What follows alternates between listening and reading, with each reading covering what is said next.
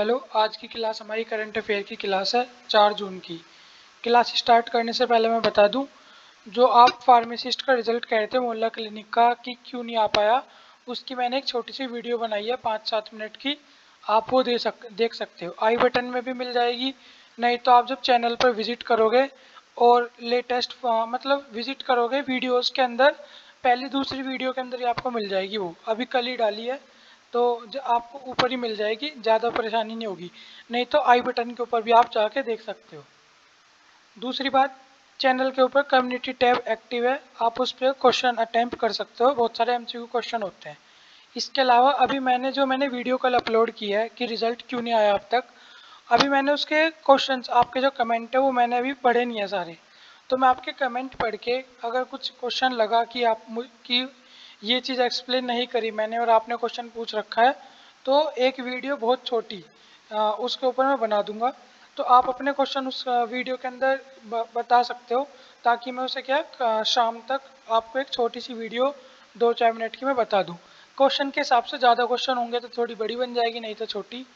तो बस इतनी सी बात करनी थी। क्लास स्टार्ट करते हैं अपनी करंट अफेयर की। देखो, इंटरनेशनल एवरेस्ट डे कब मनाया जाता है? एवरेस्ट पता है ना सबको, 8,848 मीटर ऊंचा है धरती से। 8,848 मीटर, कह सकते हैं सीधा 89, मतलब अगर मैं लमसम कहूँ लगभग सी लेवल से 9 किलोमीटर ऊपर। इतना मतलब मान लो ये हमारा समुद्र है, समुद्र से सीधा 9 किलोमीटर ऊपर अगर हम चले जाएं, ये है उसकी हाईएस्ट पीक एवरेस्ट की। तो बहुत होती है। मतलब एवरेस्ट डे कब मनाया? 29 मई को। ये भी इम्पोर्टेंट क्वेश्चन है, मैंने रिपीट किया है, मैं आपको पहले भी बता चुका हूँ, कुछ क्वेश्चन मैं रिपीट करता हूँ जानबूझ के भी। International day of United nation piece keeper, जो पीस कीपिंग फोर्स है ना भारत, मतलब यूनाइटेड नेशन की, जिसके अंदर भारत के भी मतलब सोल्जर्स हैं और भी देशों के हैं। तो इसके लिए किस दिन मनाया जाता है, हम पहले भी पढ़ चुके हैं 29 को। इसे क्या है, ब्लू हेलमेट भी बोलते हैं, ब्लू हेलमेट फोर्स। जो इनका हेलमेट होता है क्या है, ब्लू कलर का होता है, पीस कीपिंग फोर्स का। इनकी थीम क्या थी इस बार की? People, peace, progress, the power of partnership. ये क्या थी, इनकी थीम थी। इंडिया का फर्स्ट, आपने ना अब से अगर कोई लंबे समय से करंट अफेयर फॉलो कर रहा हो, तो आपने एक ये खबर पढ़ी होगी कि जो लेवेंडर के फूल हैं, ये क्या हमने उगाने स्टार्ट किए हैं। अब से पहले हम भारत के अंदर इतने नहीं उगाए जाते थे। तो एक तरह से इंडिया का लेवेंडर फेस्टिवल किस जगह मतलब हुआ है? जम्मू कश्मीर में उगाने स्टार्ट किए थे। पहले हम क्या थे, इनका इम्पोर्ट करते थे। आपको पता ही, इन फूल से क्या इत्र बनता है, धूप बत्ती, अगरबत्ती और भी दुनिया भर की चीज़ें बनती है। बायोडीजल के रूप में भी इस्तेमाल होते हैं ये प्लांट्स, फ्लावर्स इनके क्या बायोडीजल के रूप में। भारत क्या इनका इंपोर्ट करता था, कुछ मात्रा में भारत के अंदर होते भी थे। तो इन्हें कैसा क्लाइमेट चाहिए होता है, थोड़ा जहाँ जैसे ठंडे इलाके होते हैं ऐसा। तो भारत के अंदर जम्मू कश्मीर ठंडा इलाका है, तो यहाँ पे क्या है, लेवेंडर के फूल लगाए गए। और इनका सबसे पहला जो इनका पार्क उद्घाटन कुछ भी कह लो, वो जम्मू कश्मीर के अंदर हुआ। धीरे धीरे अब इनकी जो आगे मतलब उगाए जा रहे हैं, मेघालय और अरुणाचल प्रदेश में भी क्या है स्टार्ट हो रहे हैं। कि हम जैसे हमने जम्मू कश्मीर के अंदर इनका पार्क बनाया है, सेम कंसेप्ट हम क्या है नॉर्थ ईस्ट के अंदर भी करें।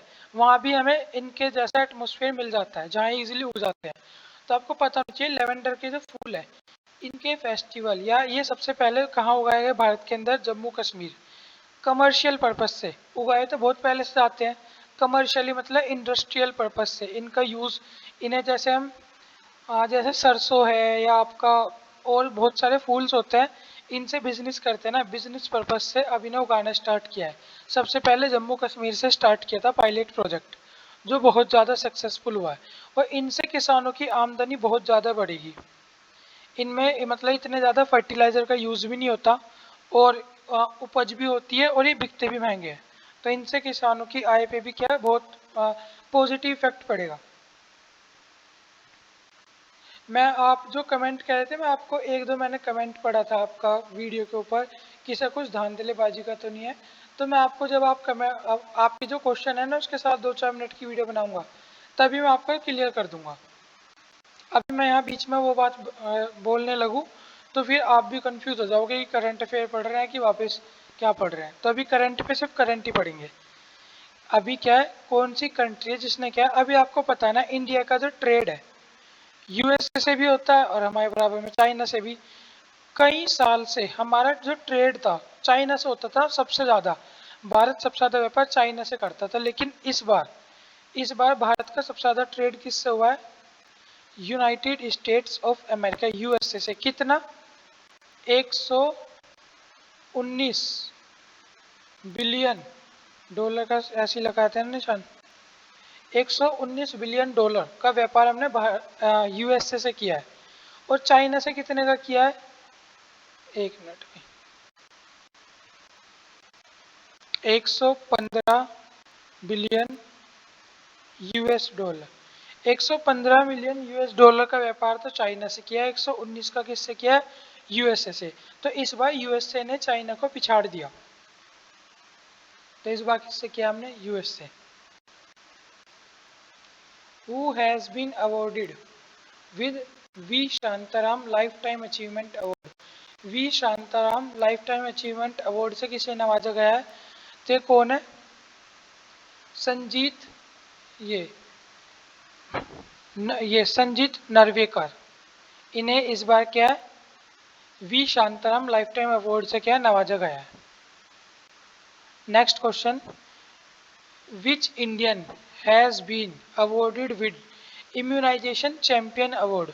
यूनिसेफ की तरफ से किस भारतीय को क्या है, इम्यूनाइजेशन चैंपियन अवार्ड मिला है? तो कौन है ये पर्सन है, इनका नाम क्या है?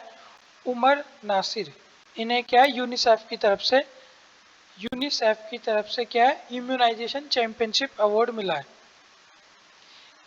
ये चेहरा हर किसी को पता है। एक मिनट भाई, हाँ, ये जो चेहरा है हर किसी को पता है। अभी भारत के अंदर टोक्यो ओलंपिक हुए थे, वहाँ क्या है, ब्रॉन्ज मेडल इन्होंने हमें दिलाया था टोक्यो 2020 के अंदर। तो अब आपका नाम तो आपको सबको पता ही है। अब न्यूज़ पढ़ लेते हैं। कौन सी इंडियन बॉक्सर है, अब ये भी पता लग गया होगा जिसे अब तक भी ना भरम हो, ये बॉक्सर है जिसे क्या इलेक्ट किया गया किसके, एज अ चेयरमैन और वोटिंग मेंबर किसके ऊपर, आईबीए इंटरनेशनल बॉक्सिंग एसोसिएशन के मेंबर और वोटिंग मेंबर और चेयरमैन के रूप में किसे चुना या इलेक्ट किया गया? ये इनका नाम सब बता सकते हैं कमेंट में। इनका नाम क्या है? Lovlina Borgohain. Lovlina Borgohain. Recently, INS Gomti has decommissioned which place? INS Gomti को क्या है, डीकमीशन का मतलब होता है एक तरह से अब क्या है, रिटायरमेंट कर दिए खुदी ने। बहुत लंबे समय से हमारे भारतीय सेना की, मतलब हमारे देश के सेवा में ये लगा हुआ था। अब क्या है, इसे रिटायर कर दिया गया है। तो कहाँ पे? मुंबई के अंदर इसे डीकमीशन कर दिया गया है। किसे? INS गोमती को। चलते फिरते शहर होते हैं ये, बहुत बड़े होते हैं ये। रिसेंटली हु हैज वोन मोनाको जीवन ग्रैंड प्रिक्स? इससे पहले भी एक ग्रैंड प्रिक्स हुई थी, वो किसने जीती थी? मैक्स वर्स्टैपिन, रेड बुल वाले। अब की बार किसने जीती है ये? Sergio Perez. ये आपको यहाँ दिख भी गया होगा, ये क्या है यहाँ देख लो, ओरेकल इनकी उसका नाम होगा।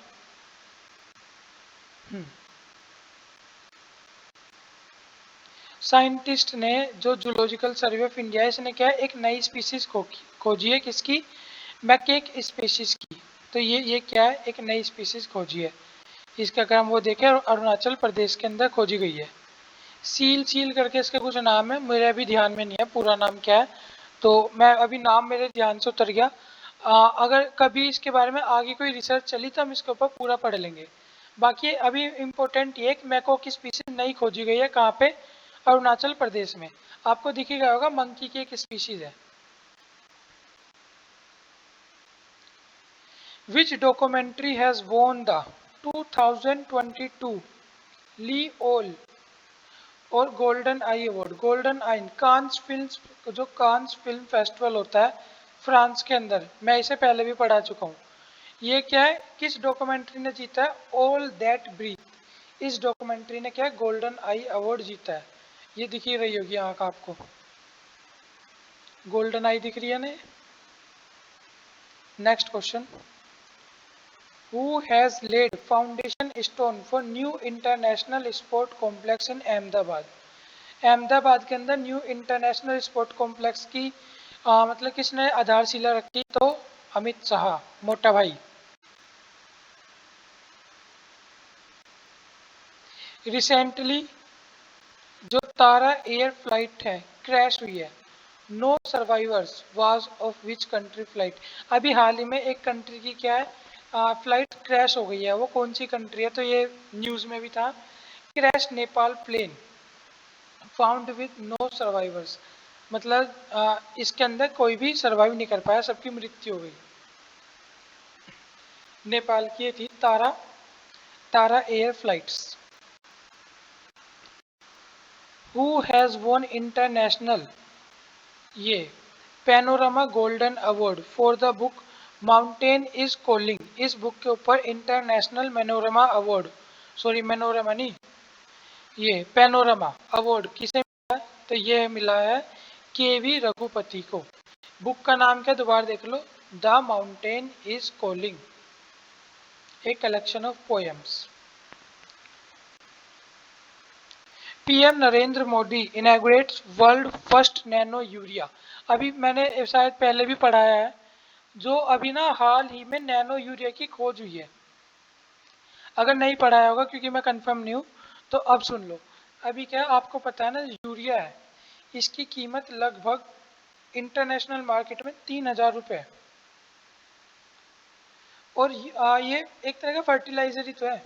3,000 रुपये का इंटरनेशनल, भारत इंपोर्ट करता है इसका, किसान को ये देता है। अब मैं ये नहीं कह रहा हूँ सरकार अच्छी, और भाई बताओ किसान को 300 रुपये में मिलता है ये, और सरकार क्या इसके ऊपर सब्सिडी देती है 2,500 रुपये की। सरकार का बहुत सारा अमाउंट इसके अंदर जाता था, मतलब यूज होता था सब्सिडी देने में।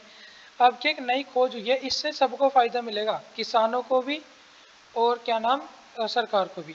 3,000 रुपये का आइटम, एक मिनट में मेरा माउस परेशान कर रहा है। लास्ट क्वेश्चन है, 3,000 रुपये का 300 रुपये में सरकार इसे प्रोवाइड करवाई थी। अब क्या एक नैनो यूरिया मतलब निकाला है, ये लगभग 50 किलो की बोरी आती है इसकी।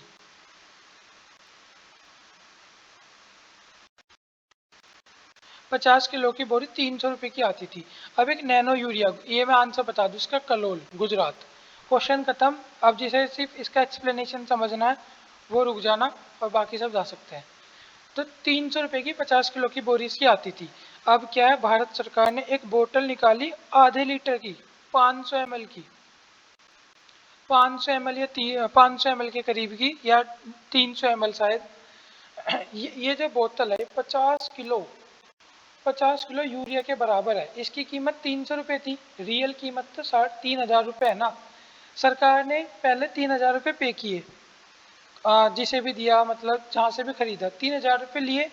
3,000 रुपये की मान लो सरकार ने एक बोरी रशिया से मंगाई, रशिया को सरकार ने 3,000 रुपये दे दिए, सरकार की जेब से तो गए। अब सरकार के पास जो बोरी है, सरकार ने 300 रुपये की क्या है ये, या 500 रुपये की, 300 रुपये की ये सरकार मतलब किसान को दे दी। 2,500 रुपये तो सरकार को अपनी जेब से भरने पड़े ना। अब जो नैनो यूरिया तैयार हुआ है, इसकी जो कीमत है 500 ml की बोतल 200 रुपये की आएगी। और ये मतलब सरकार को इसमें कोई सब्सिडी नहीं देनी। पहले जो किसान को 300 रुपये में मिलती थी, अब 200 में मिल रही है, किसान का फायदा। 50 किलो की मान लो उसने 4-5 बोरी ली, तो उसे वाहन करके लेके जाना पड़ेगा, रिक्शा, उसका किराया भी देना पड़ता था।